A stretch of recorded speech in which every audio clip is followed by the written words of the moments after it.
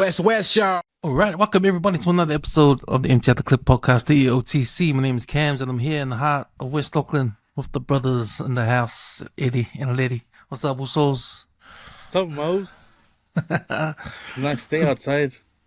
Or Yeah, man, it's nice. Eh? Nice Sunday. It's been a good, nice weekend, eh?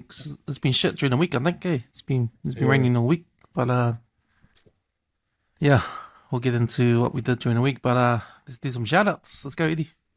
Yo, just a shout out to usuals, man. My listening boys, the Westside Fitness family, also my siblings and whatnot. Special shout out to other PJ Louis, man. We've been grinding in the chat for our fitness, so just get motivated, man. How about you, Let's? Me, Noose. I gotta see me long this.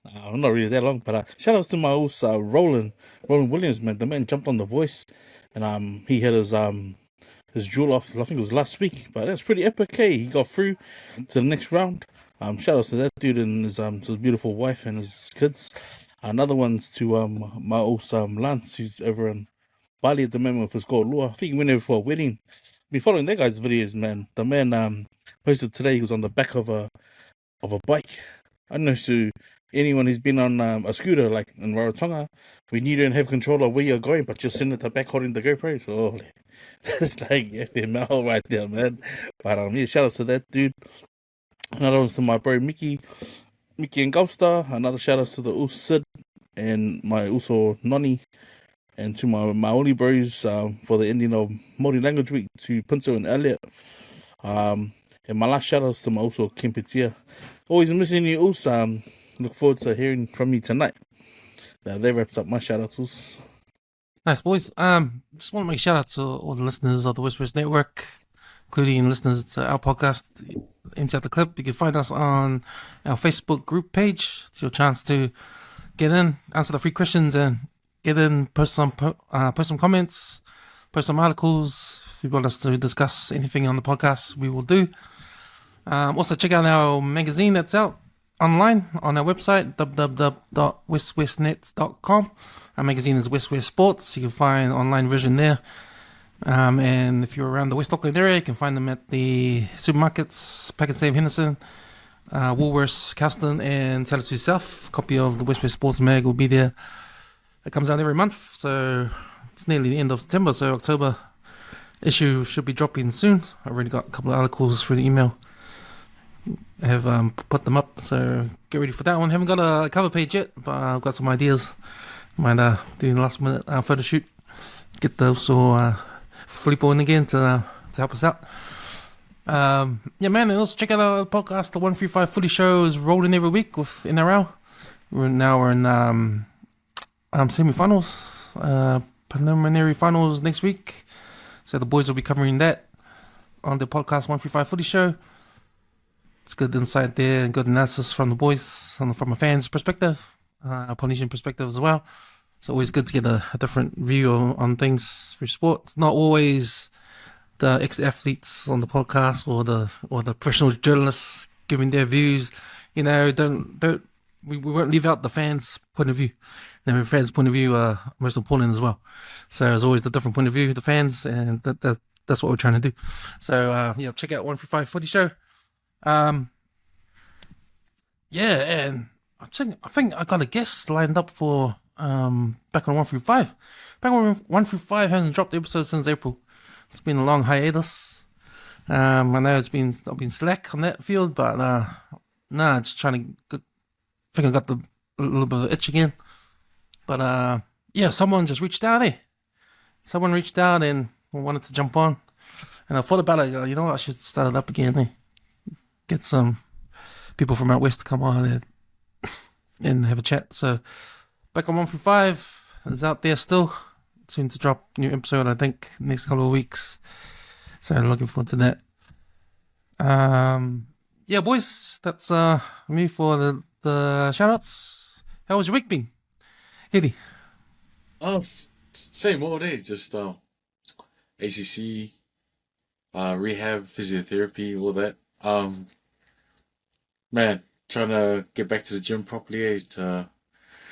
try and lose the weight I gained from after surgery. So no, I just been trying my best. But nah, man, this weather's been crazy. It was like that's probably the main thing this week is like rain, thunderstorms, gusts, man. And now like today's like and yesterday was like nice and sunny. So week's been alright. Just trying to dodge the raindrops. How about you, Let's? Oh man, like you, man, trying to dodge the rain, eh? But now yeah, work's been same old, same old. Had so guts last week, and sort of just getting over it now. I don't know if I'll.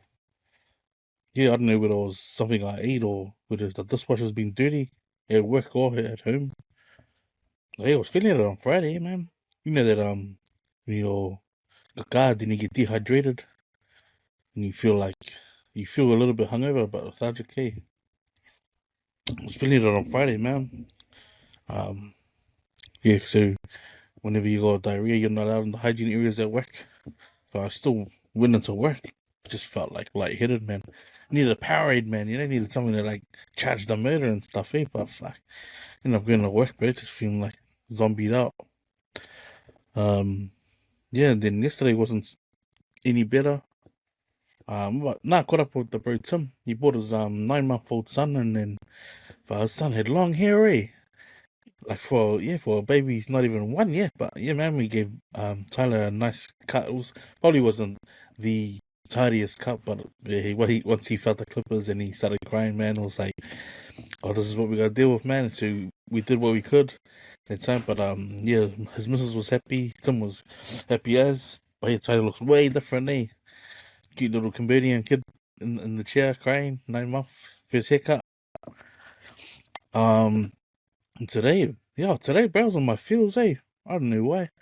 I think the last few days I've been just watching some of my uncle's videos he's been posting of like just the Talk Along community get-togethers.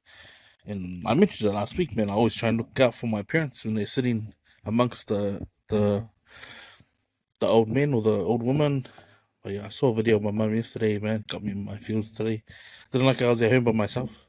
So I just try to cook something. I'm not really big on cooking on Sundays. It's been a minute since I've cooked something at home or went out and bought it and came home and cooked it.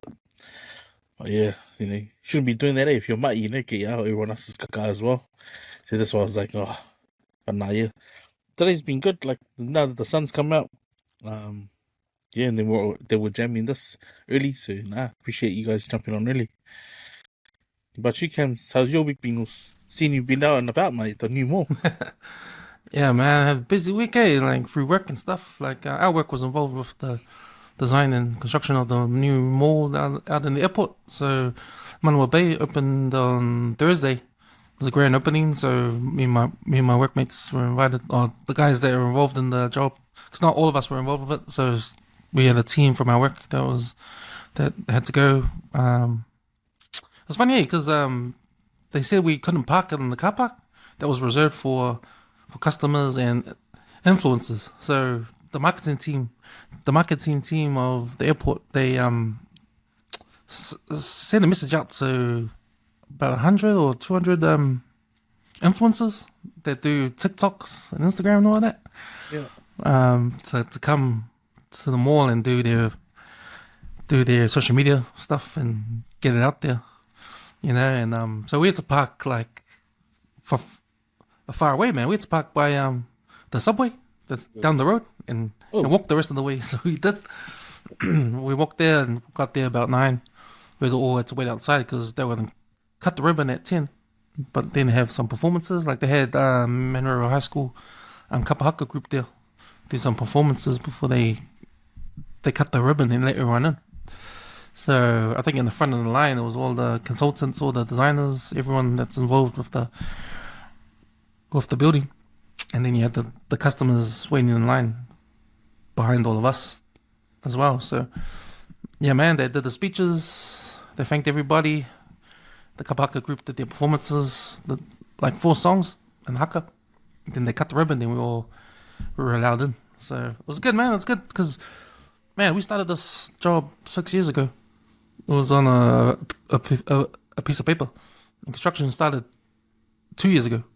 So, throughout those 2 years, we've been in and out, just looking at the progress, and it's cool seeing the walls come up one by one, like the concrete walls come up one by one, and then the roof going on, and then probably before I went to SAR, it's 2 weeks. I went for a visit, man, and they were going to open on 19th of September. I was thinking, whoa, it was like nowhere near, like the inside was nowhere near finished.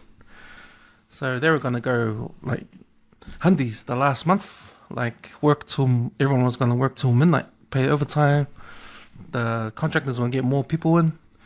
So, yeah, man, it was interesting because if you look at that car park, there's like 1,000+ car parks.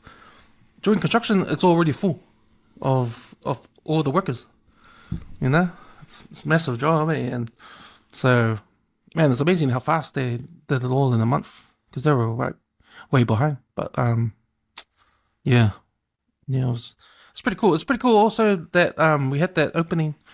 And just, because I've been there in and out, seeing it go up on construction, and then just to see it being used, like overnight, like one minute it's a construction site, next minute it's being used, it's all finished, and all the public's in there, looking at the shops and using it. So we were in there on the opening day. I didn't buy anything. I just walked around, did the figure eight because when you go inside, there's like a figure eight. You can just go around. There's a lot of space there. It's like dressed, but more spacious. Yeah, man, and yeah, I was surprised how much people were there on the first day. So I can imagine how many people there today and yesterday, Saturday and Sunday. Yeah, it's probably jam-packed day. But there was every shop had a deal, so it was like 70% off, 50% off, 30% off. The Nike store was packed as. There was a line inside for the Nike store. And there was a chocolate store. That was busy too. Like there's a long line for that as well. And the food court was open. There was one cafe in the food court was giving away free coffees all day. So yeah, it was a bit of a festival, eh? That first day, everyone's excited, everyone's hyped, and everyone was shopping. So when I left to go back to work, like a lot of people carrying all these shopping bags and all that, so taking advantage of the deals. But yeah, it's the biggest outlet store in New Zealand. It might be the only outlet store in New Zealand besides Dressmart. But I noticed in Westgate, they've got small outlet stores on the side there, eh? Yep. Yeah, at the but back probably of the... not in one. Yeah, not in one place though, eh? Yeah. Split over a few different car parks. Yeah, that's right. So, yeah, it's it was just pretty cool to see the building finally open and people using it. So yeah, that was on Tuesday. Then we had a celebration on Thursday night in town. So we got shouted some drinks and a free feed and that. So yeah, it's amazing also how much people were involved. Because I know how many people involved it is, but then you realize when we got this email on Thursday, we got an email from the client, just thanking all of us. But the email got sent to 1,000 people, so 1,000 people was on that email saying thanks for your help and everything like that. So that's like 1,000, and that's just for the consultants, engineers and fire engineers and everyone involved, and that's not including the contractor and all the workers. So for a big project like that and the amount of people that are involved, talking about a couple of thousand people involved, I could be there anytime, and you will never know who else will be there that worked on the job too, So yeah, it's pretty cool. It's pretty cool, but yeah, I don't know if you guys gonna go do some shopping up there. You might get a good deal, or wait till the traffic dies down, because that was the main complaint. Just the traffic around the airport. A lot of people, because I looked on Facebook when the Herald did a story on it, and I was reading all the comments. A lot of people think it's at the airport, like directly outside the airport, but it's not. It's like on the other side where Butterfly Creek is. So, but I don't know. It's still pretty busy if you read the reports in that with the traffic. So, yeah. So that was Thursday, Friday. I'm on the Friday. Oh yeah, Friday. Started watch the Cowboys game, Cowboys Sharks, and yeah, on Saturday. What did I do yesterday? Shit, I forgot what I did yesterday. Yeah, but nah, it's just the norms. It's just the norms. Okay, boys, sweet. Let's get into our topics. So, what we're going to talk about first? Shall we get into what you posted up, Alex, about the gangs? Yeah, bro, dive into that, man. Gang patch legislation passed into law. I think that's on the 21st of next month. Something that the national government's been big on pushing, and I think it's a mixed bag of people, like especially the public, about police resources. If you can remember far back enough, people were complaining about the ram raids, how much of this was related to gang affiliation or groups in particular is probably none of it. I mean, apart from jewelry stores. But yeah, the banning of a piece of clothing in a public place seems to be a bit, I think, over and aggressive towards like the freedom of wearing clothing. I don't think people should be stereotyped by something that they wear on their back, even though it was a vest. I mean, it happens enough. People wearing high-vis vests. Passing this law, whether it's actually gonna crack down on gang activity, when I mean, a lot of people know the biggest corporation and group of gangsters in this life are the ones that wear suits, not the ones wearing patches. Yeah, I just wanted to share that because I don't know, for some people it can be intimidating seeing guys wearing patches, but I mean, it's rare to see patches out and about. Like, you wouldn't walk down your mall or your local doctors and see a gang patch. Maybe in some parts of New Zealand you might see it, but yeah, it's rare that you see them unless they're on motorbikes. You know, most of them are motorcycle clubs.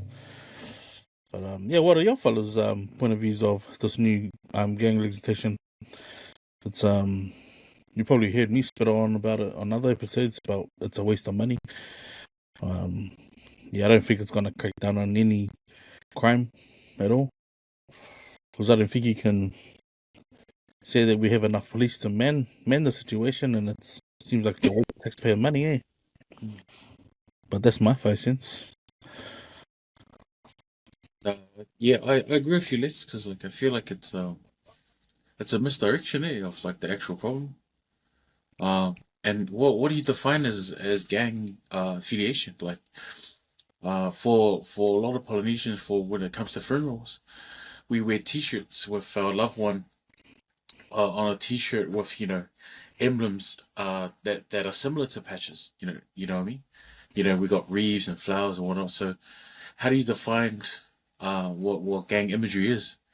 It seems to be a loophole. And most gangsters that you need to be aware of don't actually wear patches. They want to blend in with the public. They don't want to stand out. They want to be about their business. So like, I feel like it's gonna tie in police resources, which are already stretched, way overstretched. Our police are not being supported enough by the government. It seems like the government's trying to please their fan base by putting out these laws, which can't even be mandated by the police officers that we have. And yeah, I feel like it's a real misdirection. If you want to crack down on gangs, you crack down on law. If you want to crack down on gangs, you provide services and support for kids that have no families. A lot of the youngsters that leave school that are slipping through the cracks, they want that sense of family. They want that sense of brotherhood, and the gangs offer that at a price. So for me, they're trying to attack a problem that's the product of society whereas instead of rectify society so we don't have that problem later on. And yeah, like, I don't know, it just seems like it's just smoke, you know what I mean? Like it's not gonna do anything. And the gangs, they'll find a way around it anyway. They're resourceful. They've got the money to do it. You know, they can go around it. But I just feel like it's one of those. It's a legislation that they're just gonna pump through all the social medias, through all the TV news and all that, just to show, hey, look, this is what we're doing against crime. But it's not actually, like, I don't think it will have a result. You know what I mean? But yeah, no, I agree with Letters. It's tying up unnecessary resources, man. Yeah, I think that it's time for National to put the money where their mouth is. Because if you remember, before they got elected in, this was a big policy they wanted to bring on board because of the narrative the media was talking about. Like, if you remember, like, the ram raids were going on and stuff, people were scared. There were shootings happening.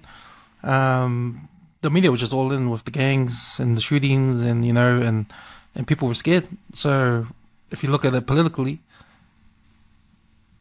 this was a chance for National before they got elected to say, okay, we're gonna change things. If you vote for us, we're gonna crack down on crime.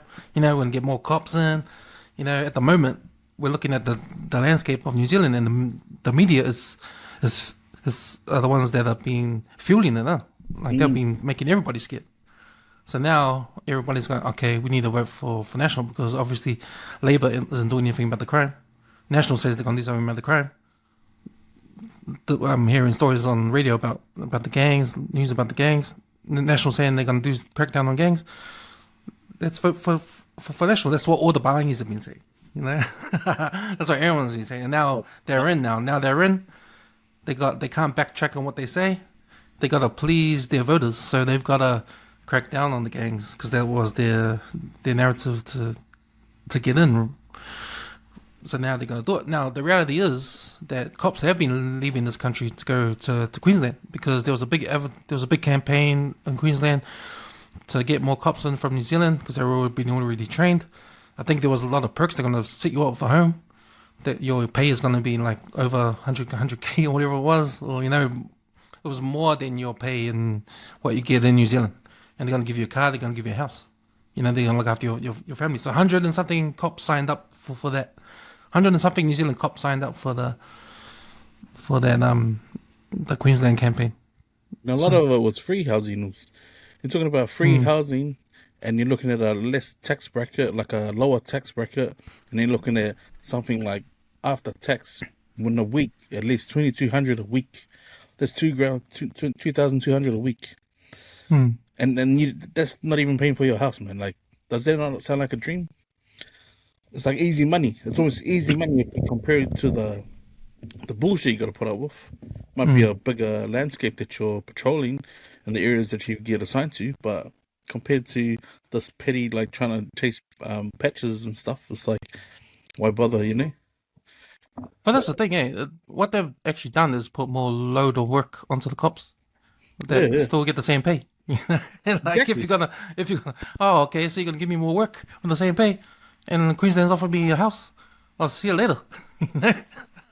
So this narrative right now, what's happening with the law going to be passed on the 21st of next month, or November, wasn't it November? Now the narrative is, the public is like, hey, wait, hang on, we're losing cops. You say we're going to have 500 cops. Do we have enough cops? Like, that's what the public is saying now. You promised us a crackdown on crime. Now we worry there's not going to be much cops out there, so we're going to get the cops from. And it's just, seems like it's falling apart now. The plan's falling apart, and they just got to stick with it, because that's what they said. That's what they promised. Now, when this law comes out and it gets executed, it'll be interesting to see if it works or not. Because there's been a lot of laws that's been passed that, we've talked about on the podcast, that it doesn't even work. It doesn't even work. I mean, did the no smacking law work? But there's still kids dying out there. Still kids dying out there. So it's like that. So yeah, it'll be interesting to see what happens. But I think it's just a political thing. You know, they just got to please the voters, and this is something they probably didn't anticipate having not enough cops. And then you got to feel sorry for the cops, man, because you know they probably heard all this news, what they have to do. Their job description just went up another notch, you know. You expect more pay, but you're not getting more pay, you know. And yeah, the reality is 500 cops. So these 500 cops going to be trained to combat the gangs now. So what about the other stuff that cops have to do? Now there's going to be a class when you go to cop school down in Wellington. They're going to have a gang class now, extra classes you got to take.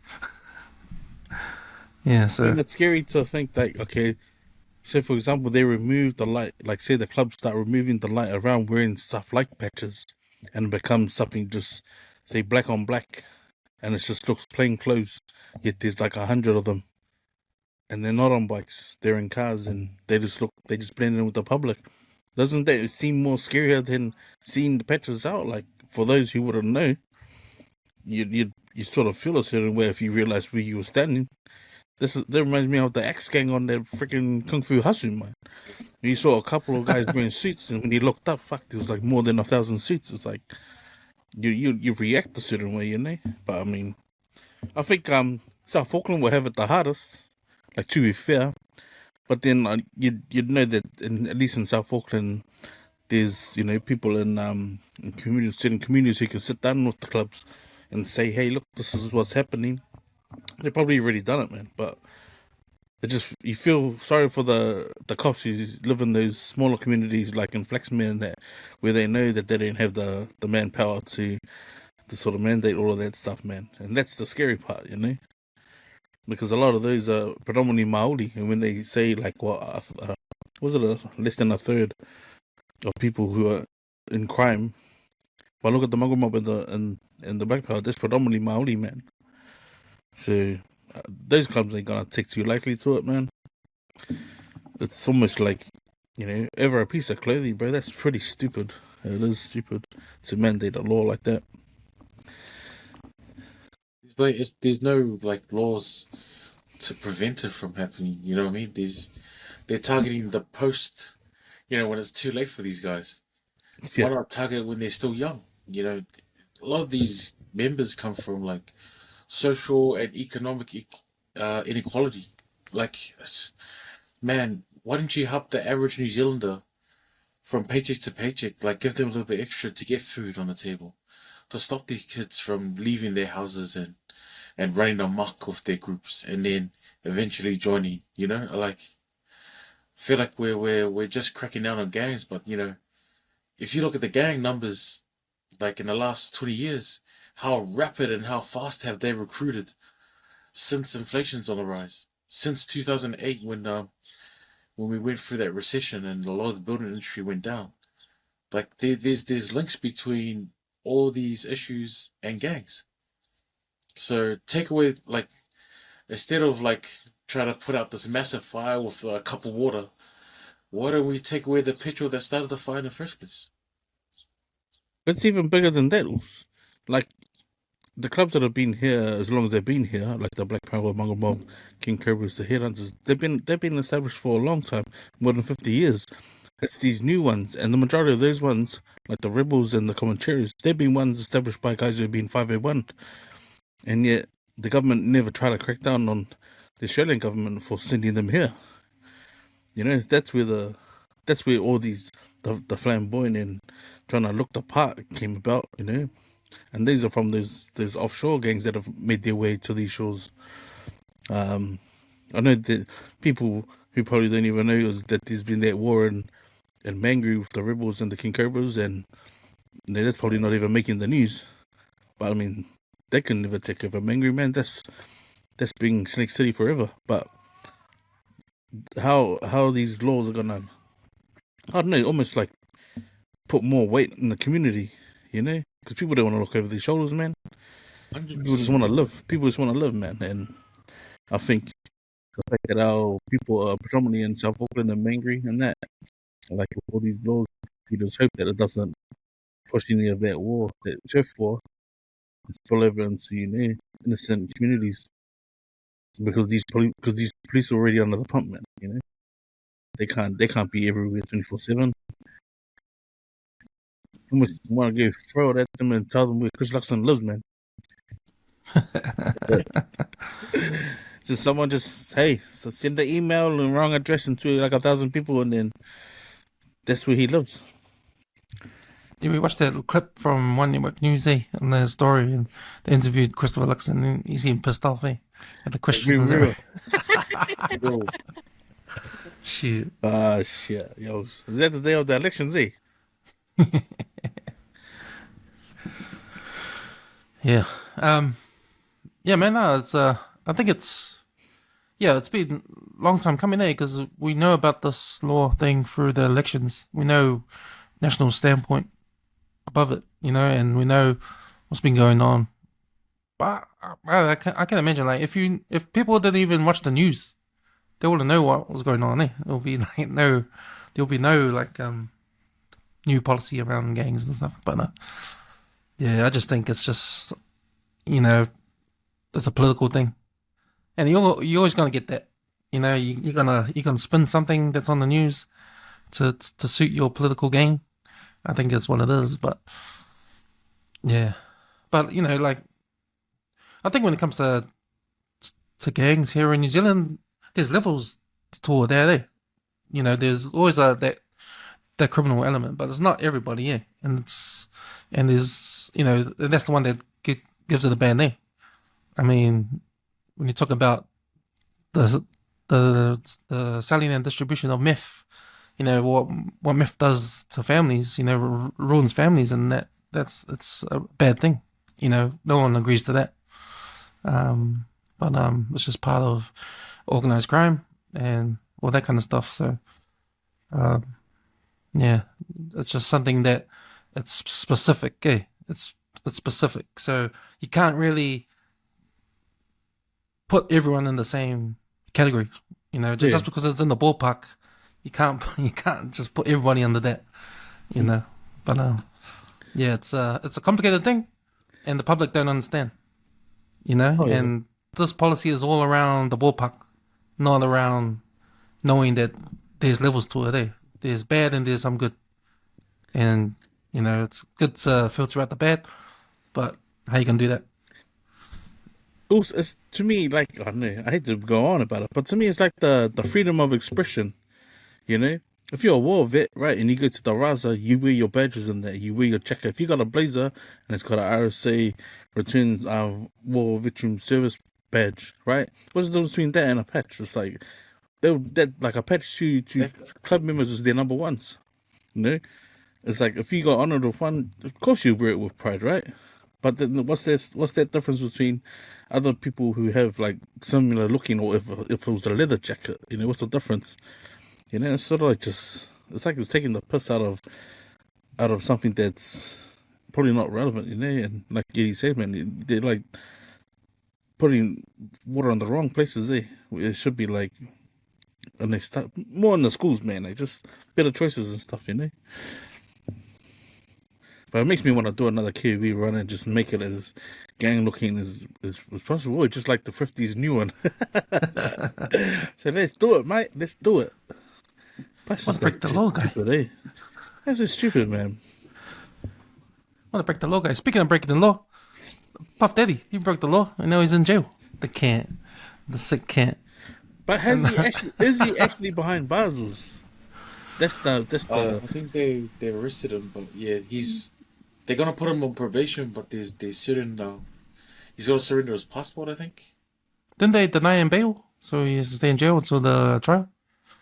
I think they're looking at possibly giving him an ankle bracelet, and he gets to pick a residence.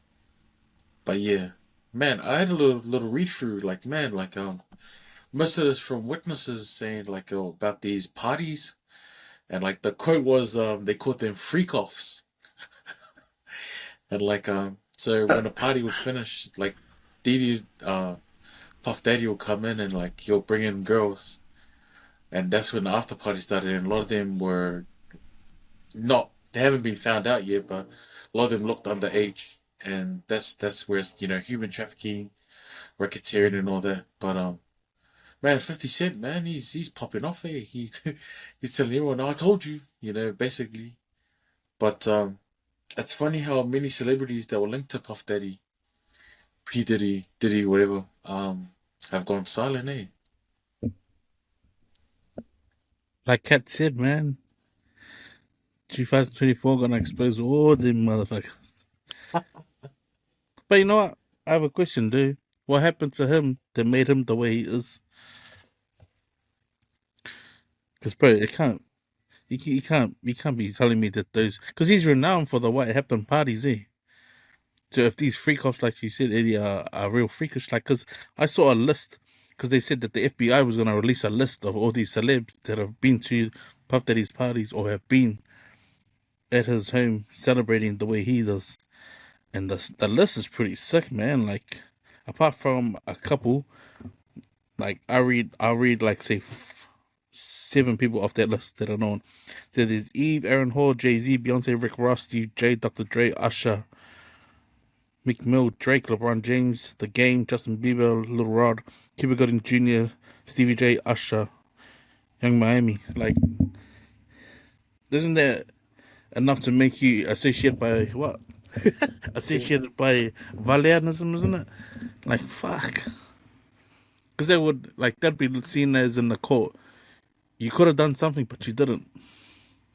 You watched the object go down that guy's moolie, but you didn't stop. Like, anyone that was at those parties, bro, fuck, I arrest the whole fucking lot of them, man. It was even like is it Ashton Kutcher? He was on this YouTube channel where they eat the hot wings. And they were asking him questions, and he's like, "Oh man, this was a time at a Puff Daddy party," and then he stopped himself. He goes, "I can't say that." I can't say that. And this is way before the criminal allegations came out. So like, man, what happened? Even like, that was years ago, eh? Yeah, that was years ago. Yeah, that was years ago. So it's like, man, man, what went down? Yeah, that's a good question. How does someone like this do that? All I can think about is just that song he produced for the Locks, Money, Power, and Respect. And there's all those 3 things. Like, he's got it too early, man. He got it too early back in the day when he started Bad Boy Records, and he had B.I.G. signed B.I.G. He signed Craig Mack first, and then B.I.G. B.I.G. took him to the stratosphere. B.I.G. passed away, and then took him even more up there. He became a billionaire. This Bad Boy Records was direct rival to Death Row on the West Coast. Bad Boy Records came out with 112, Total, Mace, who else? Shine.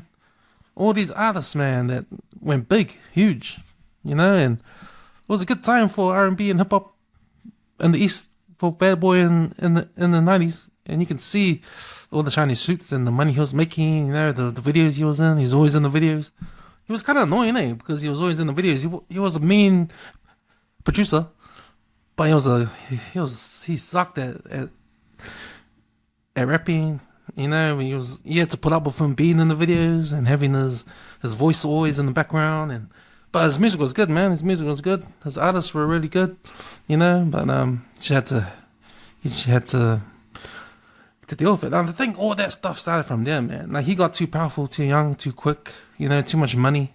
And if you got power and money that young and you think you're invincible, you start having these parties and start doing these things, and you get away with it, and you think it's normal, and then it becomes normal, and then it gets worse and worse and worse. And next minute, it's coming out now. He's got all these prostitutes. He's doing all these weird gay shit at the parties, and he's like, he wanted Cat Williams' moolie for $1 million, man. Like, fuck. Cat even said it, man. Fuck. Shit. Hell. I mean, the lyrics to a song, "You ain't going nowhere." It don't make sense now. It don't make sense. Just like when it made sense when you realize after they convicted R. Kelly, you realize, you look back at all the songs, and yeah, it makes sense now. The words, the lyrics of his songs, and that. Like the same stuff. R. Kelly, man, we grew up with R. Kelly music. Man, this music got through our days, man. We got through the day with R. Kelly, man, back in the days. You know, he was a musical genius, you know, and he went through all that shit and went, oh, man, sad. What a waste, but, nah, man, you gotta go down for that, man. He's not coming back from that. What you did, man, you crossed the line. You gotta go down for that. Musical genius or what, man, but you gotta go down. Puff Daddy's different. Because, you know, he did make some good stuff if he was not on it.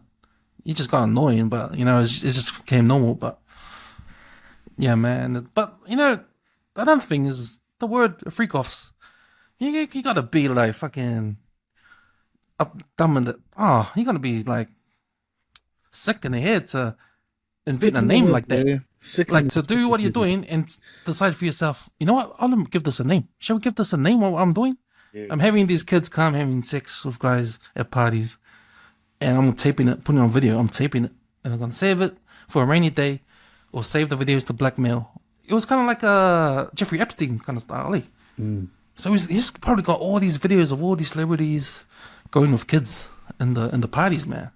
You know, and he's like, oh yeah, that's how he's getting his power, because he's got this blackmail stuff. He's got all these videos. It's just normal. He's been doing for ages. He's got 1,000 bottles of baby oil. You know, he's got 1,000 bottles of lubricant. You know, it's just a normal thing for him. He's just doing it. Sick cunt. And even sicker, he gave it a name, Freak-Offs. Like, what you gotta be to give what you're doing a name like that? You know, Freak-Offs. What the hell, man? That's like insult to injury, right? Like, he's got all these video tapes called Freak-Offs on it. Freak-Offs 1, Freak-Offs 2. FBI's going, what the hell is these? Play it. Oh shit. Is that Tyrese? Is that Usher? You know? Like, damn. And I saw today on the news, like, he's on suicide watch in jail. Let him do it, man. Let him do it, man. And revive his ass. Bring him back and make him pay for what he's done to all these kids, man. But you know what? Goes to show you how sick fucking Hollywood is, man. Hollywood and all these people know the shit that goes down, and then they have that, you know, just like how Kate was saying, man. They have the plants, you know, the ones that get watered, the ones that get to get whatever the fuck they want, as long as they do what they're asked of, you know. And he's obviously been one of those guys who pulls the strings, man. So the fact that they've managed to keep him out of custody for this long says a lot, man. Like, it shows that America's fucked. You're absolutely right, man. Because he's not doing it by himself. It's his bodyguards that know about it. Everybody that knows about it. Celebrities that know about it. They go to these parties. Because obviously they found 1,000 bottles of baby oil. That means he's still doing it, right? That means he's got that stash of baby oil for the parties next week and the week after. You know, like, he's still doing it, and people are not saying shit because people are involved in shit. It's funny you mentioned the bodyguards, because one of the stories was, you know, the videos that show him kicking Cassie. Yeah. So apparently one of the allegations was the security had approached the security staff of that hotel and had asked for the footage in exchange for cash. And big ups to that security guard, but he said no. But the thing was, they directly went to other security guards and offered more money, and they folded and gave the video footage to them, and it was wiped from the server. The problem is every time the videos would happen, a second copy will go to our cloud account. So the FBI will manage to obtain the video footage through there. So the security couldn't wipe the cloud. So big ups to the security guard for saying no, but man, it just goes to show in America, money buys power. Yeah. He got away with this so long because, you know, all you have to do is look at Epstein. Like, he surrounded himself with so many influencers, you know, and billionaires and whatnot, and he got away for years before someone stood up to him. So yeah, it just goes to show, man, money. You guys are right. Money buys power, man. I'm glad you brought up the Cassie thing, because that's how it all went downhill from there, eh? Like, you know, when I think before the video came out, there was a settlement, no? Because there was reports that because she went and filed a report, right? And she got a lawyer and got a affidavit, and that some of the affidavit went out, and then P-Diddy denied it. He denied it all, and then all of a sudden he settles, and then the video comes out. So if you look at the timeline, he settles because it is true. He lied. And then he comes out with that apology. Remember? He comes out with the apology. He videos himself saying sorry about the video. And that's when everyone like, nah, fuck you, can't. You're fucking sick. It wasn't even an like, apology, too. It wasn't even an apology, man. It was like everybody saw through it. It was like, even if people thought he was telling the truth, you know, it's his word over hers. After that video, all bits were off, man. Everyone's like, nah, man, nah. You can say whatever you want, man, but you're an asshole, man. Like, you're not a good person. You're not a good person. You know, and that's and that was his downfall, man.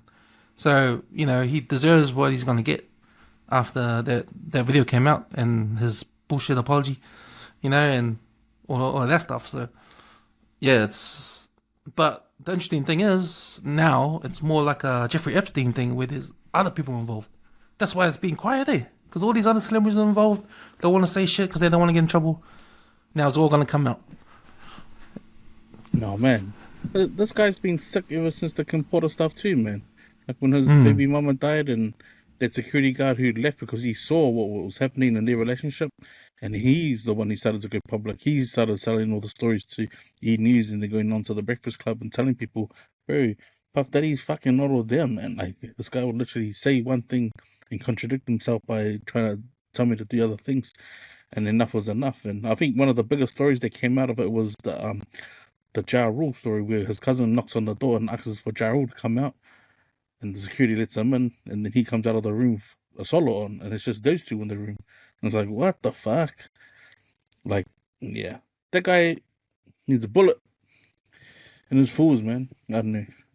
Or at least cut one of his fingers off, man. Yeah. Cut his thumbs off. Just ban him from using baby oil.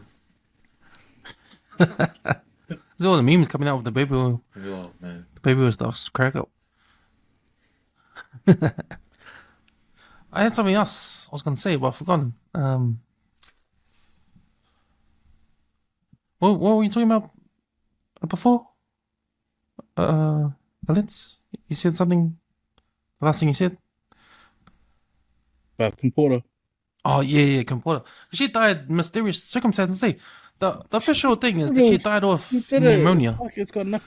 He did it, man. He did it. I think that's what I'm trying to say.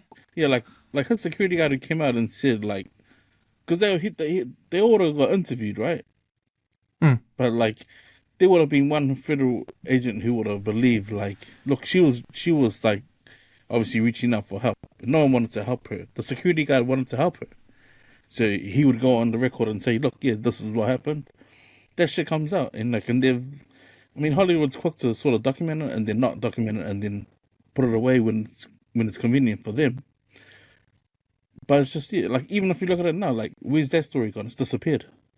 Now the Cassie story came out and it was like, fuck, a couple of years later, after her mysterious death, like, you know, it makes you wonder, like, fuck, Hollywood's good at freaking hiding the stories, but obviously their technology tech is probably not as savvy and suave as you if the stuff was getting uploaded to the clouds and stuff, you know, because people are always going to remember there's always a backup to the server, so it's just a matter of time, I guess.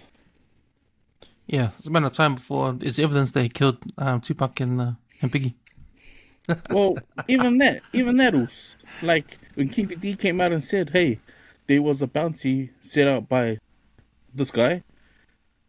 It wasn't a secret. So he's saying like everyone didn't know when they knew. It was like, boy, he said it. That came from the guy who managed to get half the job done. And he's inside, you know? So I think the only guy in Hollywood who's probably got a lot to stand on was 50 Cent with all his receipts.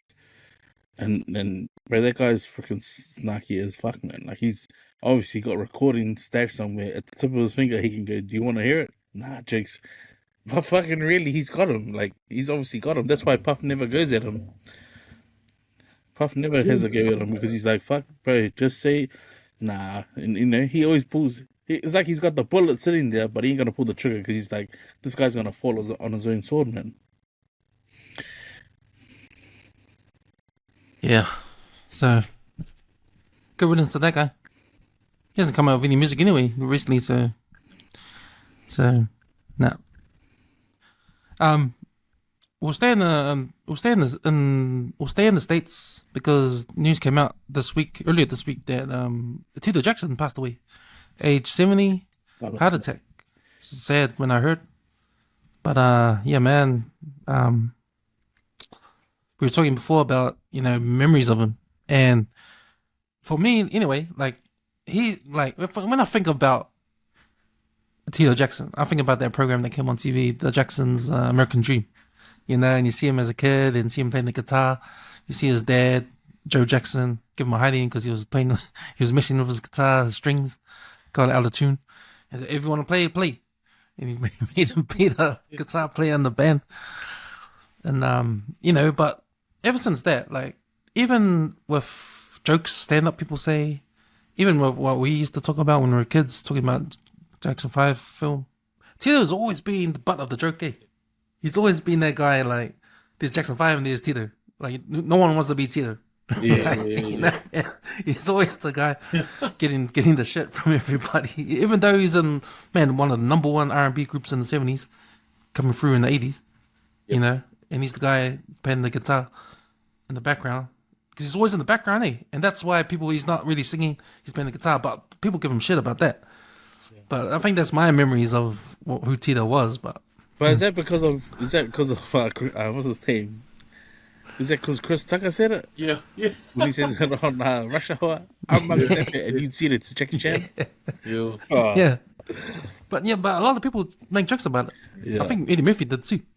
Yeah. On Raw, I think. Not Raw. Delirious? Delirious, yeah, he made a joke about it too. And so even in America, like in pop culture, like Tito's always been the butt of the jokes. And with us too. But yeah, man, it's sad. I think he's the second of the siblings to pass, or did Latoya pass? I can't remember. Yeah, man, those are my memories of him. How about you guys? Yeah, no, same thing. It's like from the movies and like from comedians, making jokes about him. But man, I didn't realize. I had a quick Google search on him. Where he was nominated for three Grammys, 3 times. Oh, see, he's the man. Yeah. After Motown, he signed with Epic label, and he was doing like jazz songs from like 2003 onwards. So he was still pretty active. Inducted into the Rock and Roll Hall of Fame, man. Yeah. As a member of the Jackson 5. And then sad, his wife passed ages ago, but it was like not until years later they found out that she was murdered by another guy, Ronald Bohana. Yeah. So the man had a sad life, and we didn't even know. We were just mocking him as we went on. So, yeah. When you're talking about that, and he's reading out his achievements, he's the man. And I said, like, he was in one of the top groups, R&B groups in the 70s. So for people to say, give him the butt of the jokes, they're just comparing him to what came out of Michael, right? He was probably the least, probably, I can't say he's the least talented because he can play the guitar. Maybe he's not Michael. He's not singing like Jermaine and all the rest. He's not Michael, so they're comparing it to him. But if you compare him to everybody who's talk shit about him, well, there's no comparison, right? Yeah, hard. Everyone talks shit about him that hasn't got his achievements. That's a mean comparison there, because that's just like being compared to Michael Jordan. But like, if you're number 2 to number Jordan, fuck, he's still number 2, I think Michael Jackson was just too bright of a star. Even Janet Jackson basically lived in the shadow. Like he brought the Jackson name to that prestige level that like his whole family were well known because of Michael. Yeah. But now, shout out to the producers of the American Dream, bro. Like that movie in history is gotta be the greatest like story of like a movie bio of a family, right? Because bro, now that they named that's what 24 Jackson Street in America, like, and that small house that housed all those kids, bro. Like fuck, you never forget it, like. But especially that scene where Joe comes home, and he questions, I don't know what's been going on around here, and he holds up the guitar with the broken string, bro. Like fuck. Even that, like watching that as an island kid, is like fuck. If I did that to my dad's guitar, I would go and hide the guitar. But man, the fact that Joe made him play the guitar.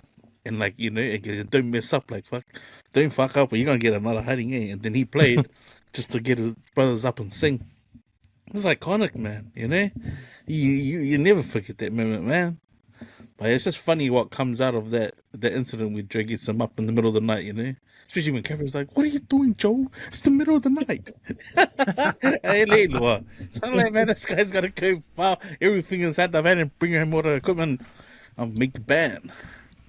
That's probably why so many island kids relate to it. Eh? Oh, straight up, man. Straight up, man. Especially when they go to the talent quest and Michael enters it by himself, you know? And Yeah, because before that, remember, he was figuring out what the band's name is. Oh, maybe we call them Jacksons. I don't know, Jackson 4. And then Michael's a kid. Oh, what about me? What about me? And they just look at them and just start laughing. Eh? You sit down. Did you hear they're singing it? Baby, I need your love. What about me? It's when he's on the stage. Climb every mountain. The Jackson 4 just became the Jackson 5. So and everything was done. Man, history after that, eh? Yo.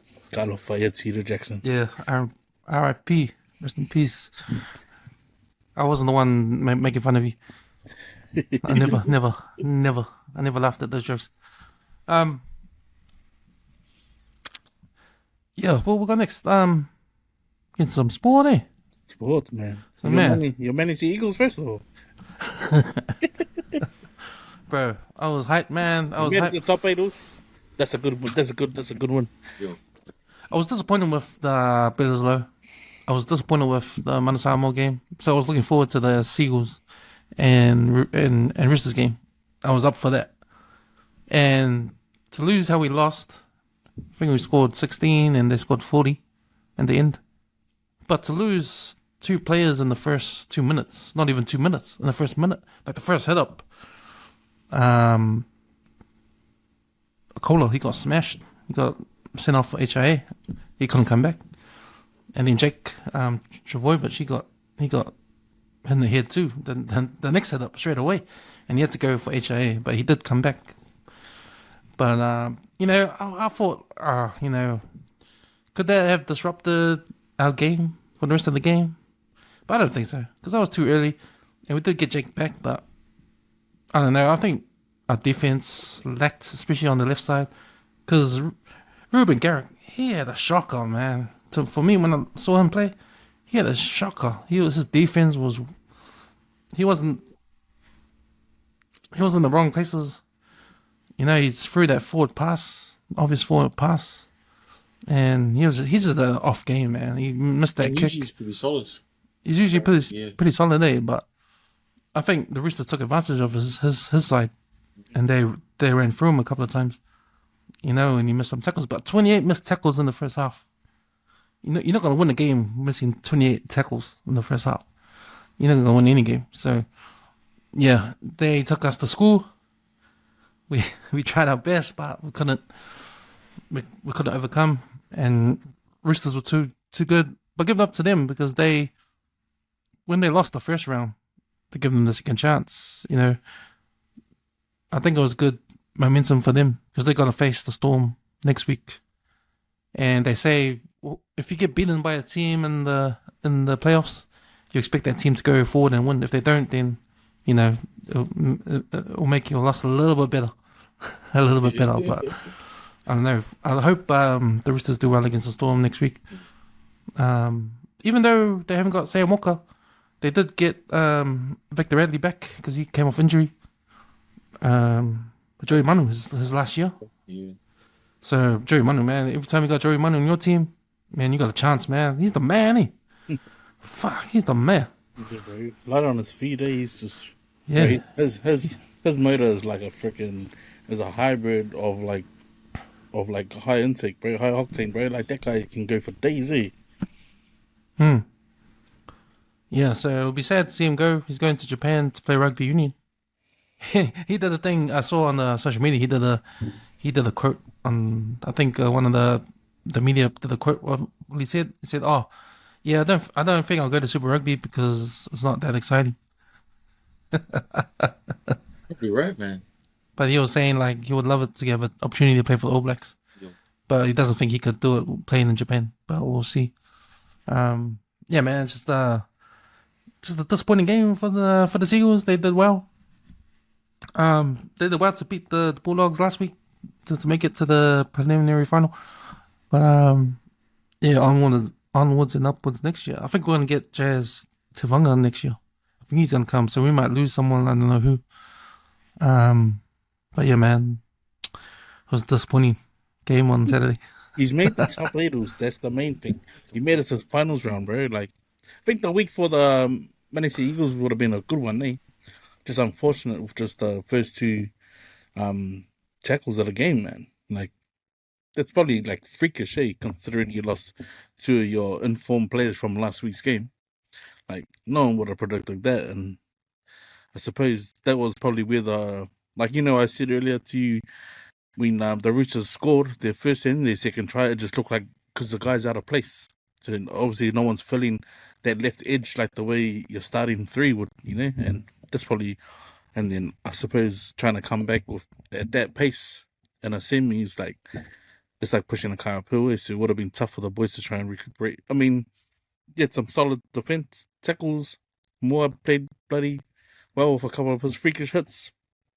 I think at the end of the day, it was just like, bro, the game's 80 minutes, eh? So they could have gone either way, man. They could have come back or they could have just given up, but they didn't. They held on for 63 minutes before the game got away from them. I think that doggies game took a lot out of them too. Yeah, 'Cause well, they were that's it, behind the eh? ball Because that like the whole game. physicality is different level, man. Yeah, they were behind the ball that whole game against the dogs. The dogs are the flavor of the year. Like everyone's going for the dogs, and then like last minute, Cherry Evans, like I think his experience at finals footy kind of pulled through in that last 3 minutes against the dogs. Yeah, And I think in the game against the Roosters, yeah, they were on the back foot the whole way. And you could see they were gonna do a bit of a comeback, like they got the score close, but it was just a bridge too far. because did you think that the Sharks were gonna take the Cowboys? I didn't think they were going to be honest, on Friday night. I thought, Not like that, anyway. nah, yeah, not like that. That's what I mean. It's like obviously whoever had the tougher game the week before paid the price this weekend, eh? With the I think whether the body was fresh or not, but that's league, eh? In the top 8, man. That first game on Friday night, Sharks and Cowboys, that was a classic example of overcoming what the media was saying when they were giving Nico Hines shit, man. Like everyone was calling out Nico Hines for not performing in any of the finals, like last year, and all that. So he came back from injury, and so he was like a target, eh, for all media, including Greg Alexander, who said something real controversial about him, and they quoted him on social media and all that, But to have Braden Trindle to step up and take over the reins that one game, like it took the pressure off Hines a lot. Hines did a lot of running. Trindle did a lot of kicking, and he put guys in position. And I think that game plan, because everyone was probably expecting Hines to do all that, but then when Trindle came and did it, everyone was like, "Hey, had to adjust." But That shook Drinkwater up. Like he was, Drinkwater had a shocker. He had a shocker. Balls or anything. He was like, falling back quite a bit. Yeah. So Aiden did well though. So I think it was a well coached day. The Sharks were well coached that game, and to overcome what the media was saying, like you got to give it up to them for what they did. The background stuff, they kept it professional. They had a game plan. They stuck with it. They had the game plan to overcome everything. To overcome the scrutiny as well. And yeah, man, it was just a good game from the Sharks from start to finish, and yeah, they just put the pedal to the metal and just choked the life out of the Cowboys. Like sort of like what the Roosters did to Seagulls, because I always had in my mind, Seagulls can always come back. They're a team that can rack up points real quick. Like, they can score 3 quick tries anytime of the game. But when the Roosters were up 4 tries, I just thought, nah, it's too much. 4 tries. 2 tries, 3 tries, yeah, maybe. 4 tries, nah. I think with the Kiwi injection that the Roosters, like the standing in the pass and the offloading was the difference. That's the only thing that just Manly couldn't get a rep on, was finishing the tackle. That's the only thing I noticed when watching that game.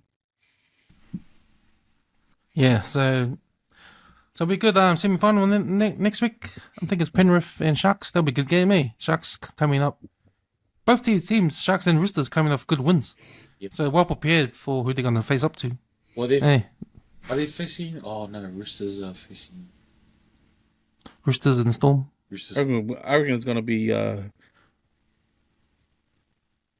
gonna get Roosters Penrith. Penrith. Oh yeah. Final. How about you, Eddie? I'll go Penrith Storm. I think the week off will be the difference, eh? Like like the bodies are pretty battered. Like all the games have been hard, even though some of the scores have been a little bit of blowout. They've been hard.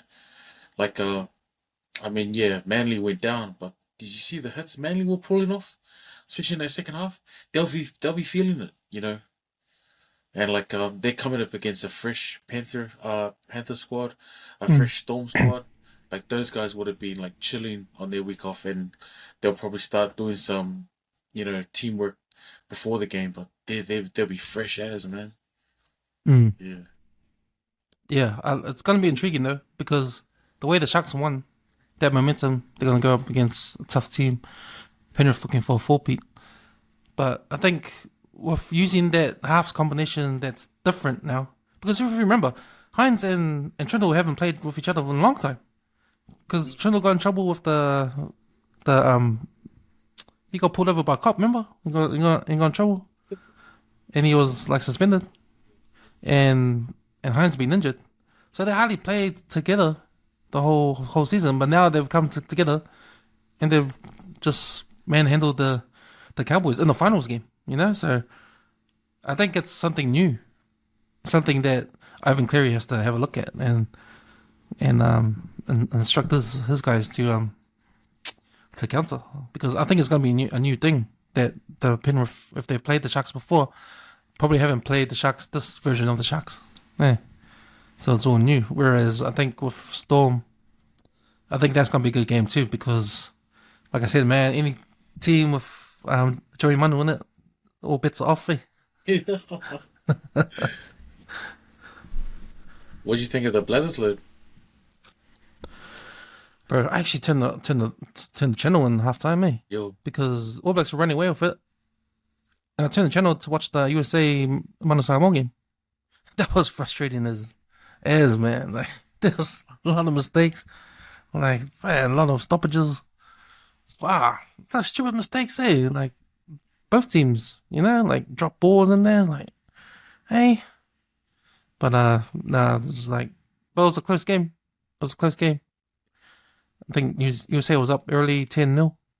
And then Samoa came back at the end and won the game at the end. But it was funny, because when I turned back to watch the All Blacks game, it was a close game all of a sudden. I was going, hey, how did Australia catch up? But apparently, All Blacks only scored 3 points in the second half. Because they ran wild in the first half. And I thought, it's game over. Like, no way Australia's going to come back. But they did. And took it to the end. They made some mistakes too. Some drop balls in there. But, man, if they executed, they had a good chance of winning that game. I was looking at that game and like the last 2 games against Erica. The last 20 minutes, All Blacks struggled to score any points. The last 20 minutes, like that's usually. That's with a new midfield too, eh? Yeah. I think when Brown comes on, it's like the getting the ball out wide just goes out the door. I think because he was a professional foul, someone got sent from the field, and then All Blacks were playing short, and Australia just capitalized on the extra man. That's got to be an indication that our bench just suck, eh? Yeah. Yeah. Are the Blues players being snubbed or are they injured? Because like one of the customers at work was saying that once like the entire forward pack, there were no Blues players at all. Like they were all either benched or not selected. And it's like, oh shit! Like the only Blues players on the field was probably Rico and Clark. Plum was on the bench, I think, and someone else. Oh, it's a biased team. It's a biased. Yeah, like is It's it a biased biased now? Like created team. I don't know, man. Since Liam McDonald's gone, like I don't know, man. I'm thinking things different now. Eh? Like Yeah, but isn't it good that rugby championship is competitive? I mean, South Africa lost this morning against Argentina by 1 point. yo, Argentina's making it interesting now because if they beat South Africa again and Australia will beat All Blacks will be third. It was last time All Blacks were third in the championship. yo. You know, so that's got to be a fail. Not even Foster was third in the championship. And it's in Wellington too, so we can't rely on the Eden Park Fortress. Was it? It's Yeah, not in Australia. the next game's gonna be in Welly, Oh, so we because can't is rely that the on Bledislow Fortress. thing that we have to have turns Yeah, in each other's country? Because there's no more free match in Bledislow anymore. Eh? no, it's two. So I think we hold it. Yeah. Yeah, I was cheering for Australia last night. I wanted them to win, especially when they came up close. Yeah, And they had a break. They got a break. I think Hansen Paisami got a break in the midfield, and they're up on the All Blacks line, but the All Blacks were over the ball and they won a penalty, so they kicked it away. I don't know if it's the beard, but Kieran Driney looks old, bro. That guy needs a shave, man. He looked like he just got out of the bush. But he's a solid tackler. It's just he dropped the ball a few times in crucial moments. Mm. Mm. Yeah. Any thoughts on the Bledislow, Let's? No, it's just I've lost interest trying to watch the ABs. Um, I think even just Razor's selection, like especially the Wellington boys, like picking them on form, like you know how they picked the squad on how they performed in Super Rugby. Like they picked the forwards like that, but they didn't necessarily pick the backline like that. So, I don't know why. Like I almost feel like the guys who played well, they sort of like lost their form because they haven't been starting or haven't been playing at all. I know they come to the fold, but I mean, bar Caleb Clark, like yeah, like what Harry Palmer got 5 minutes? You said like this. What kind of bitch move is that? Like at least bleed the boys over when they played over in South Africa. If we lose, that would have been an easier pill to swallow and easier hearing, knowing that hey, we got a new squad. But if you got like 80% of the same squad that came from the World Cup, minus a handful of players, like that shit. Like as a taxpayer, you don't want to hear that shit either, you know. But I would rather them play the guys who were the form players in Super Rugby, and not like not lose by a big margin, but at least seeing them in the black jersey, then have the circus that they've been playing. Because bro, McKenzie's, I don't think he's our starting first five. Eh?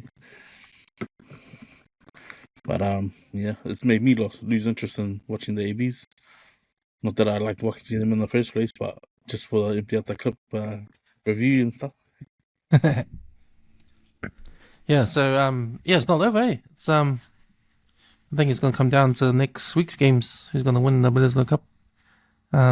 If Argentina can beat South Africa again by 40 points, I think they win.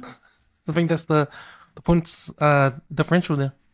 So we'll see what happens. Other sports. So the boxing today. So AJ loses, gets knocked down in the fourth round. He gets knocked down every round up to the fourth by what's his face? Who's the guy's name?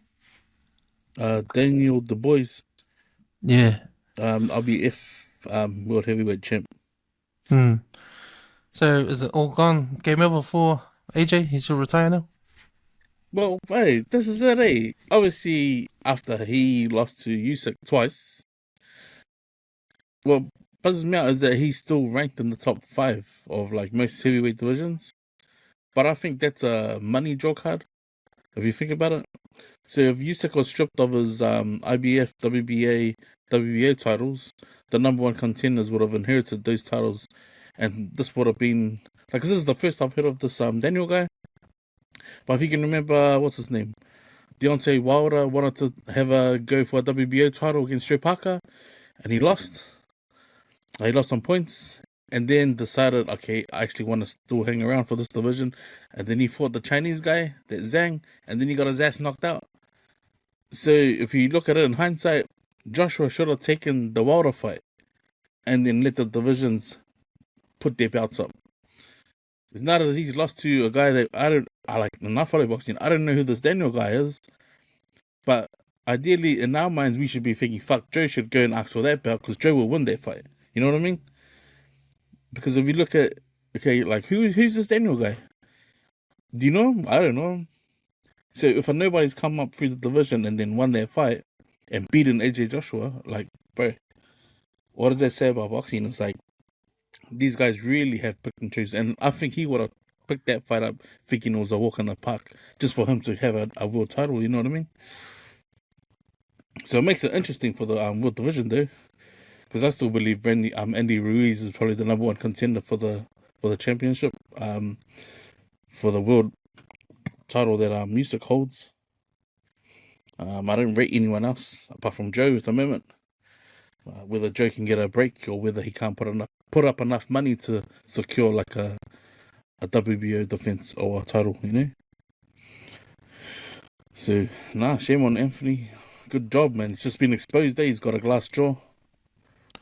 Got caught with the same punch that Andy Ruiz tagged them with when they fought. Yeah, I think it's good for the sport of boxing there. It's good for the sport of boxing to see another guy come up. Because tell you the truth, I was getting bored of the same guys. The top 4 or 5 guys, you know, find each other. So it's good to get some new people up there. And, you know, with the new always overtakes the old. So now we're starting to see that for AJ going down to a new guy. But he looks good. He looks fit. He looks like he's not afraid to throw punches. That Daniel guy. So, him and Joseph Park will be a good matchup. Yeah. All right, boys. We'll get into some Fia Poko of the week. Let's go. Oh man, I can tell you right now, I don't know why and where these videos come from, man. But it's just so many people, bro. Just, oh my gosh. So this is called Diabolic Reels, and it's a group of cops that obviously go and they must have I don't know, with a warrant, gone into a pet store, and in this pet store is obviously a python, or it must be like obviously a pregnant snake that is worth a lot of money. Man. So the guy who doesn't own the store, but the guy who manages the store, tells the cops, look, man, do not, whatever, don't get freaked out. If the snake gets out, don't even try and shoot it. Like, it's worth a lot of money, you know? So he told them, he reckons he told them 10 times, but what he hears when he walks inside is like horror to my ears, bro. And I didn't even work there with the guy. But yeah, man, these guys gotta be Fia Pokos, bro. Like, that is... If you can play the audio to that, man. You can't fix it. Well, just relax. You can't fix it. You just killed something that wasn't illegal, and it had about $100,000 worth of fucking babies. Hey, keep an eye on him. Make sure you. Keep an eye on him. The boa's dead. The what? The boa. We The fucked. pregnant boa. We messed up. No. No. Oh my God, that guy's gonna fucking flip out. What is wrong with you guys? Who did it? Yep, hold on. We're shaking just like you are. Trust me. Is there a way to maybe save the baby? Can we save it? Oh no, dude. This guy's gonna go bananas. Oh my God. Why? It was a mistake. There's a mistake. How? I reminded you 10 times. Fuck! Chris, Fuck! But I hate that I'm laughing. We But know. it's like 10 guys. Like how many times would you be told? It Hey, can get fixed. You can't The fix state's gonna fix it. it. You can't Relax. fix it. Well, It just can happened. get Relax. fixed. You can't fix it. You just killed something that wasn't illegal, and it had about $100,000 worth of fucking babies. what do you call that? Rules is that we can fix it. You're right. But yeah, those guys are yeah. That's got to be a Fia Poko runner at least. I got another one that was of some friends just at the Makawhanga, and they thought, oh shit, man, we should dig a big hole. And the guy gets carried away. He starts digging it so deep that he's literally crouched down in this hole. He digs it deep enough that by the time they leave, they've obviously gone home and seen it on the news, man. And it's just what happens after they've dug. So they've dug it on Friday. It is now Saturday. They're at home, and all of a sudden the hole's on the news. And yeah, bro, I can't believe this happened, bro. This is upload from Joe.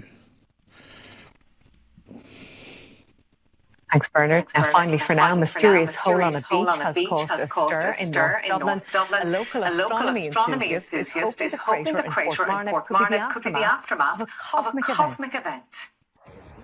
It's a huge, mysterious crater that looks out of this world. But the unusual hole on Portmarnock Beach stopped local astrophysics enthusiast Dave Kennedy in his tracks yesterday, and he's certain the small but heavy rock inside it came from up above. As you can tell by here, scorch mark on this side here, so that would have been angle that came down. And it is weighty. I'm not sure if it's composition, but we're definitely going to have to find out. The striking hole soon caught the attention of passers-by, many hoping that what they're witnessing is the aftermath of a once-in-a-lifetime cosmic event. It was just that guy just digging it.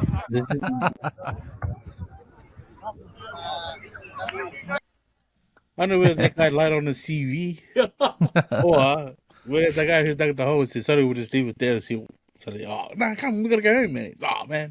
Didn't even finish digging the hole. Then come on the news the next day. So that's whoever that reporter is, that astrologist is, bro. He's got to be a Fia Poko of the month, bro. With that one, The guy holding the rope, man. You lied on your CV. You see the scorch mark? Nah, bro. sorry. And the last one here, bro, it's got to be the classiest way to tell someone to sit the fuck down, like I've ever seen. And this is from Chindi Love. So for Finger, she's obviously ordered a sandwich at what seems like either a Subway or a sandwich place, and then it gets told to like, can you sit down, please? But it's the way the guy tells it, which is funny as fuck, man. But yeah, if you're gonna roll the footage there, mate.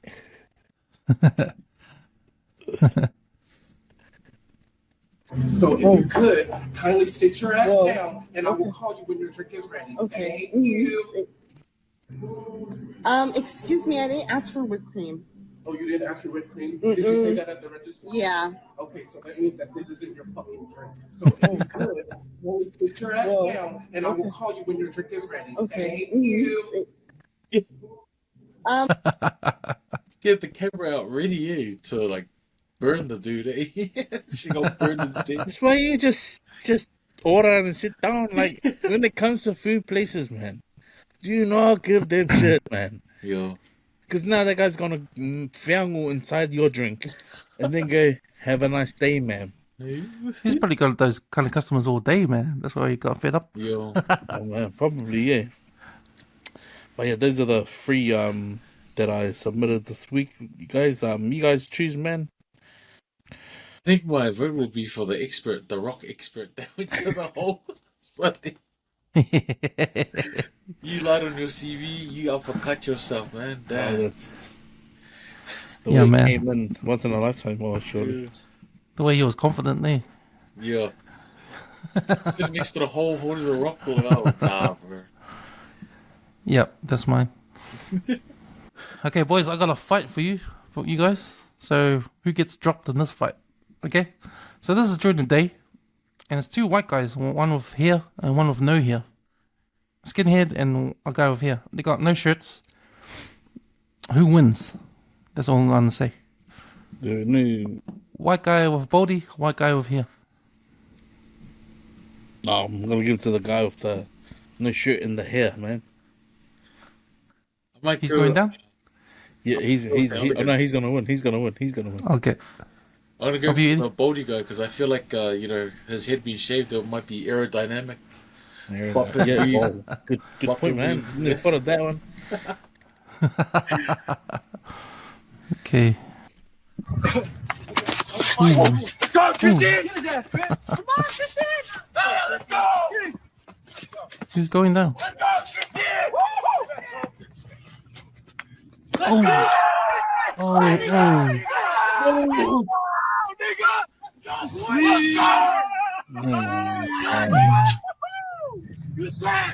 Does that look like an army camp or something? Yo. There. Damn. Lost my money. So, boys, you got a memory lane for us, Eddie? Oh, yo. Memory lane. My younger brother, back in the day, collected cards, X-Men cards. So yeah. So these ones are the 93, 94 collection of the X-Men cards, Marvel cards. Yeah. So that's my memory lane. I just remember my older brother, he used to have heaps of the cards, and when he moved overseas, he left it with my younger brother, and the man lost them all there. So I don't know what he did with them. So he started this folder, he collected a lot of them, and then it passed on to me. So it's like memory lane of like trying to find the cards and like trying to swap out your doubles. But not just these cards, man, like the old Dragon Ball Z, Pokemon, all the old cards back in the day, man. That takes me back here. Trying to keep them like not from fraying and all that, yo. Well, did you boys have any cards back in the day? Yeah, I used to collect the basketball cards, man. Oh, because that was when like the NBA used to come on TV3 on Sundays. Yeah. And so what I knew about the cards is like if you had a card, or if you had a guy who was in the dream team, but the silver cards, if you had a silver card, because I think the silver on the back meant that was a collectible card, whereas black matte print on the card just meant it's just a cheap card.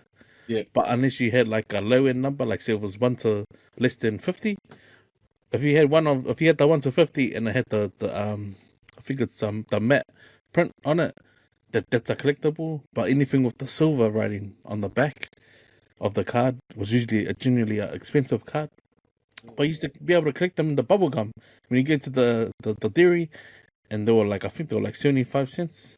You could buy a pack and you come with like 5 cards, and it had a bubble gum inside, and then you try not to get the powder on the card, but when you turn them around, you was to make sure like you had one of these silver cards, because the first silver cards I remember collecting that I had was Sean Kemp, and that was before his Sprite ad and like his Reebok deals and stuff. So when I was like, oh, Sean Kemp, and then I remember him like hearing more and more of him, bro, and like that was probably like the only collectible I had. Probably him and Reggie Miller, but Reggie Miller one wasn't a silver card. But I remember those two of the collectibles that I had.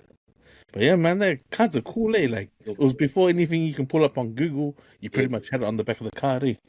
Like their stats. Is it the Fleet?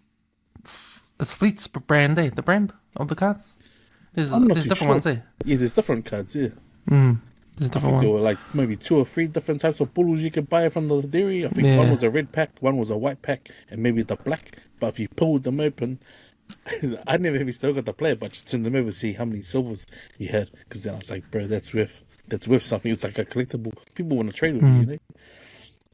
Yeah, I started collecting cards when I was at primary school. So this is back in the days in the 80s, like when WWE was WWF back then, and they used to be the WWF cards. Yep. So man, the same thing. Go to the dairy, buy a pack of bubblegum with the cards, and you just excited to open it and try to get the card that you haven't got. Yeah. But there's always the same card that everyone was always in the same pack because they got heaps of them. Like Dino Bravo and Rick Rude. Yeah, Dino Bravo was always there. Benji's Brown was always there. If you had Hulk Hogan, Hulk Hogan was a rarity, and I think Macho Man was always there. But Mr. Perfect, he was a rarity too. But yeah, man, it used to be the pink cards. Jake the Snake Roberts. Jake the Snake. Ravishing Rick Root. I think he was always in there too. Yeah. And then I remember because cards were a big thing. Hey, there were other cards too, like there were movie cards too. I remember when the Batman movie came out, so those Batman cards. Eh? Oh so yes, you get the Batman cards and you try and put the story because it goes in the order of the story. Eh? Yeah, because those were when they came out with the files. Eh. And then they had a like 1 to 30 for page 1, then the next one, that's right. Yeah. And it told you the. So they had movie cards. Yeah, the movie. Gremlins was another one. There was Garbage Pail Kids. That was a popular one. Like get those ones too. But yeah, man. Then the sports came out in the 90s. The NBA. Oh, the big popular ones when I was in intermediate was the Winfield Cup cards. So the Winfield Cup, like you get the all the players in the Winfield Cup, you get those cards, man. Like the Magpies cards or the Aurora Steelers, or the North Sydney Bears, get those cards. Oh, man. Penguins. Is it Pittsburgh Penguins? Yeah. But you know, in the States, that's big business, Yeah. They'll be worth heaps, There's some of these cards signed if you sign them. Oh. Yeah, even Leti mentioned it, how they got graded. They get graded and they put in those plastic cases. Yeah. If it's like got a cut in the edges, then it goes down a grade, Yeah. The whenever it goes down. It's cool how you brought it up, also, because like my kids remember Countdown Foodtown did the DreamWorks cards. It was only a couple of years ago, man. Even when they came out, like it's funny that kids are talking about like DreamWorks and like, oh, remember how you could get them all from Countdown, like, but it was for free. And they spend over $30, you get like a pack for free. But it's funny how they're thinking about it now. It's like, man, you should have collected them, man, because those movies are like iconic for kids growing up, watching Shrek and that, you know. Yeah, those are the days, before internet. Oh, bro, that's cool, man. That's cool collectibles, especially the NRL cards, bro. I remember like Brad Fiddler, bro. Fuck, I remember when he was at Penrith still, I remember he had a card. I was like, shit, man, that guy's a baby, man. Yeah, babies playing with adults, you know. Shit, it's like still a teen. It's like he was like 18, or 17, 17-year-old, 18-year-old playing in the with the old guys, you know. It's like shucks. No, that was a good memory name, man. Brought back memories of cards are lost, One of the cards I used to get lost. I was thinking, man, I want to go to the Runaway Dairy where that guy used to go, hey, you know the Indian guy with the deep voice? And he used to live at the back of the dairy. Makes me want to go see him, surely. Okay. All right, boys, sweet, man. We're running out of time. That's us for another episode, We got anything else we want to cover? What have you been watching? Your time? Yeah, we could do that real quick. Any recommendations? YouTube. Yeah, so no recommendations, just random vids and docos. Yeah. I started watching was it on TV3? The 3 Demand? The West Side, the West Family. I forgot what it's called. But yeah, I started watching reruns of that. Oh, is it the prequel? Before the Outrageous Fortune? Yeah, before Outrageous Fortune. That's on at the moment, man. It's like flickering random. So it's been the Ted and Finn get married. Which has been cool, I was watching it all this morning. Yeah, man. Forgot. It's cool because it obviously gives you insight to all the characters on Outrageous, but it's when they were younger, and then why certain things happened, and before they get older. Man, that's so good, eh? So good, man. Especially because it's recorded locally as well. So like when you see some of the places, hey, that's Henderson. It's like, hey, that's on the road here. It's just funny because like they got some real cool like classic cars. Like, you know, like a brown Escort, like from back in the day, like a Ford Escort back in the day, like a brown one. It's like, shit, it's cool as it. Even the little cars, man. Like, shit, look at these white Holdens from back in the day. It's so funny. Just that was. Yeah. On TV3, on demand. Yeah. I watched that movie on Netflix, Rebel Ridge. Oh. Don't know if you've seen it, but it's like, have you guys seen that movie Jack Reacher? Yep. The movie version of Tom Cruise, but then there's a TV series with another actor. Yep. A big musty dude. Yeah. Rebel Ridge is the black version of that. It is. It's a similar sort of story. Yeah. But he doesn't kill anyone. But he's like a military. He's like a guy that can disarm you without any weapons. Yeah. He's an expert. Lots. He's an expert at martial arts, and for example, there's two guys approaching him with handguns, pointing at him, and he gets out of it. He gets out of it. You have to watch the movie to find out. But now, if you're a fan of Jack Reacher, it's like that. It's a similar sort of thing. Rebel Ridge. Yeah, I looked it up, but it's actually at the Marine Corps division that does it. Oh, like yeah. Close hand-to-hand combat in urban surroundings or something like that. Yeah. Yeah, it's out of a day. Yeah. What you can do. Like, you don't know. Like, say you come across a guy, you don't know what his background is. But if you do know, just shoot him in the head, man, straight away. You can't take any chance, man. Yo, keep your distance. Yeah. Get close. Yo. Yeah, man. Sweet boys, should we do some last words? Let's go, Edie. My last words for this week is celebrate small victories. Like if you're like doing something like massive, just like celebrate the small stuff. Like that's been helping me heaps, man. Like trying to get back into work and like you know, with ACC is like, man, it's been like a mental grind for me. And like I watched the video and it talks about like celebrating the small victories, so it's helped a lot, man. Like even doesn't matter how small it is, man. If it's a victory, celebrate it. You know, like reward yourself, man. Be like, yo, we did that. So my last words is celebrate the small wins. Sick.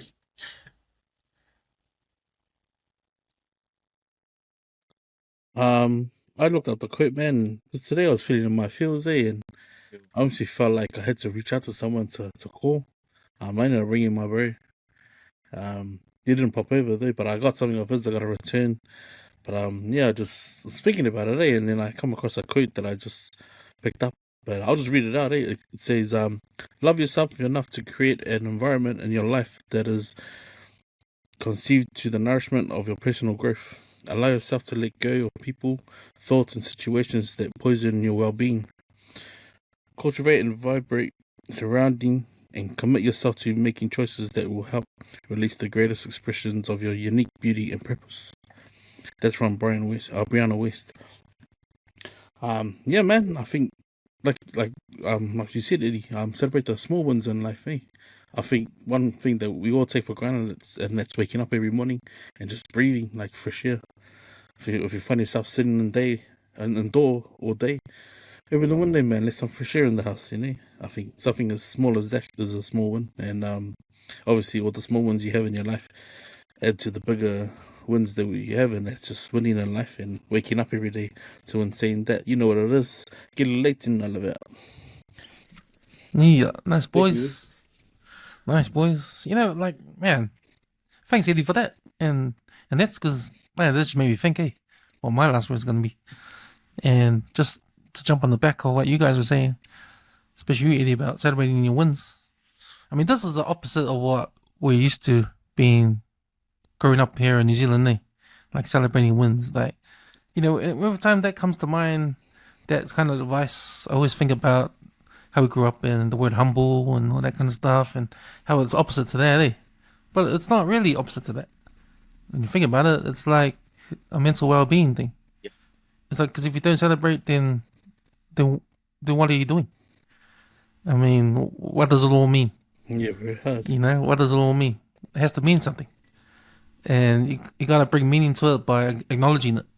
You know, and that's what the small wins are. You celebrate it.